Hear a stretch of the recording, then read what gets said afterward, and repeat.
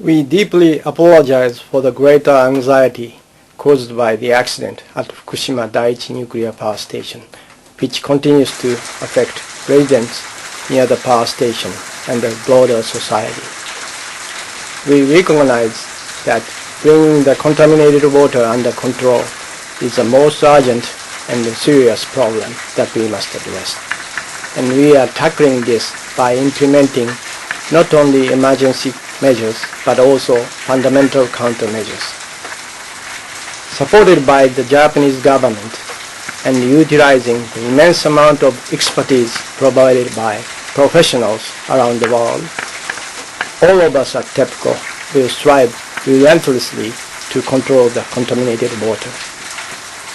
With regard to the impact of radioactive materials, we monitor radiation levels at various points and disclose the results of this monitoring operation. We believe that the impact on the surrounding waters is limited to the area within the port of the power plant, kilometer offshore. There has been no impact on the water or the wider ocean. We will continue to announce all relevant information in a timely and proper manner.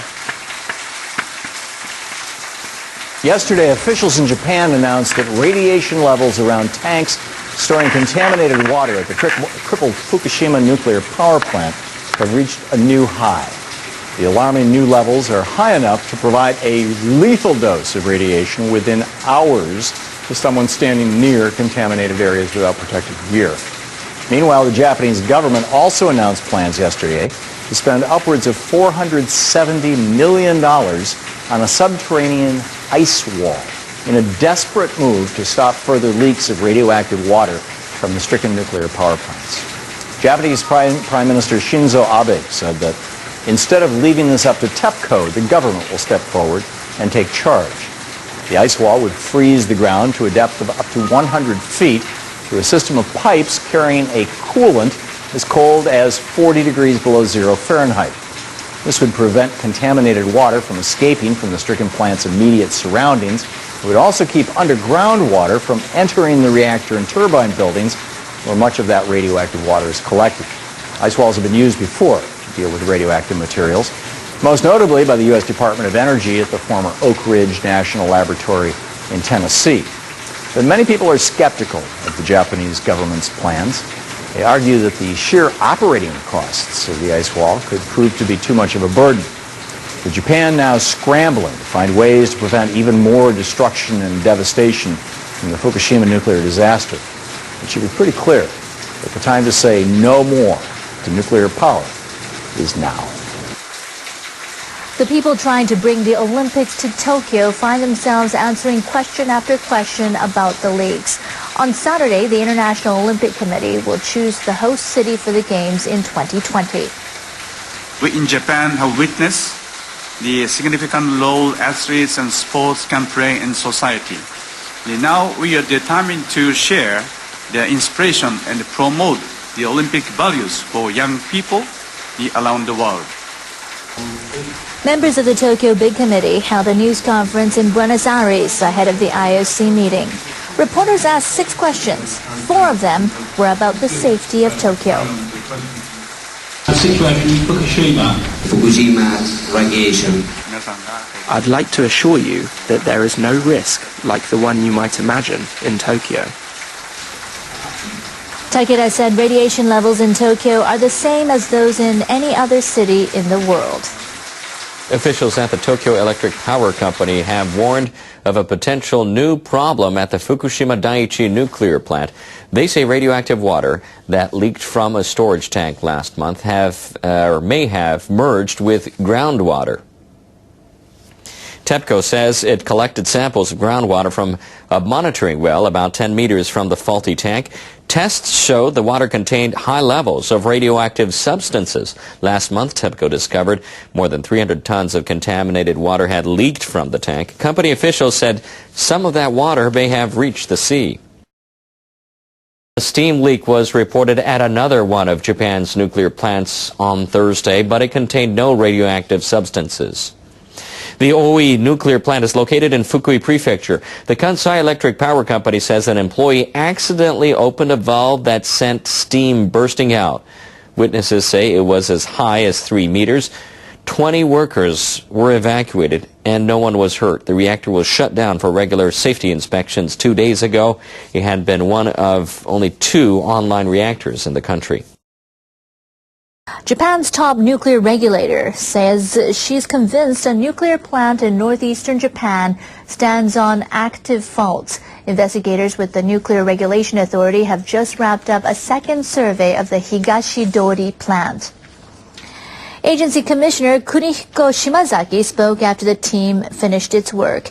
Investigators focused on a trench dug along one of the faults. They conducted a similar study late last year. A draft report released in February says 2 faults beneath the plant appear to be active. Tohoku Electric Power Company operates the facility. Officials there are challenging the agency's findings. They've launched their own investigation.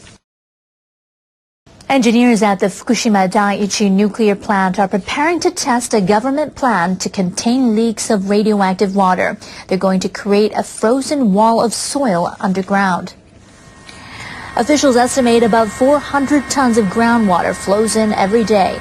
The water becomes contaminated once inside the reactor buildings. Japanese leaders have committed $320 million to help keep it out.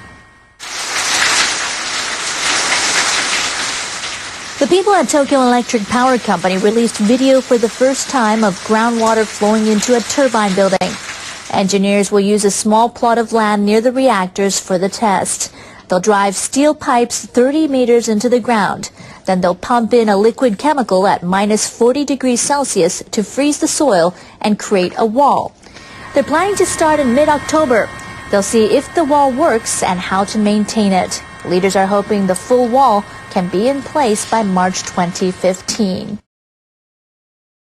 Researchers at 2 Japanese universities are testing an idea they hope will revolutionize the way we grow vegetables. They're developing what they say are efficient, sustainable factories that can fit anywhere from a parking lot to a home. Researchers at Chiba University are taking a great interest in the development of vegetable factories. They've devoted about a hectare of their campus to an experimental indoor farm. They produce 3,000 heads of lettuce a day there. Computers control all the lighting, nutrition, and carbon dioxide. It makes production more stable and efficient. We can produce vegetables about 100 times more efficiently than on an outdoor farm. That is an effective way for the future. The researchers are testing their ideas off campus, too. They've installed mini factories in people's homes. This one produces about 10 types of produce, including lettuce and mint. The researchers worked with an electronics maker, a real estate developer, and a hydroponics specialist to produce the appliances. The people behind the project have set up a website for trial users. They can upload information such as how well vegetables are growing or ideas for recipes. And they can take pictures with a built-in camera, showing them to farming experts and asking for advice.